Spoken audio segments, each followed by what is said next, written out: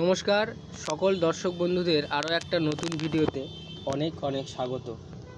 আপনারা বাড়িতে নিজেরাই চাইলে এরকম সুন্দর শিউলির গাছের চারা তৈরি করতে পারেন।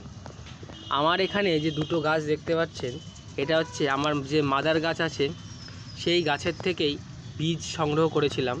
এই রকমের বীজ হয়ে থাকে, শিউলি ফুলের বীজ যাদের বাড়িতে আছে তারা জানেন। এবং সেই বীজ আমি মাটিতে কিছুই করিনি, শুধুমাত্র একটু হালকা করে মাটিটা খুঁড়ে বসিয়ে দিয়েছিলাম। তারপরে মোটামুটি অনেকগুলোই চারা বেরিয়েছিল, কিন্তু সব চারা আমি বাঁচাতে পারিনি, যেহেতু কয়েকদিন আমি গাছে জল না দিতে পারায় গাছগুলো শুকিয়ে যায়, নষ্ট হয়ে গেছে। তবে ফাইনালি এই দুটো গাছকে আমি বাঁচাতে পেরেছি। এবং দেখুন, এই দুটো গাছের গোড়া দেখে আপনারা বুঝতে পারছেন যে এটা কোনো কলমের গাছ না, একদমই সরু, এটা চারারই গাছ। এই দেখুন,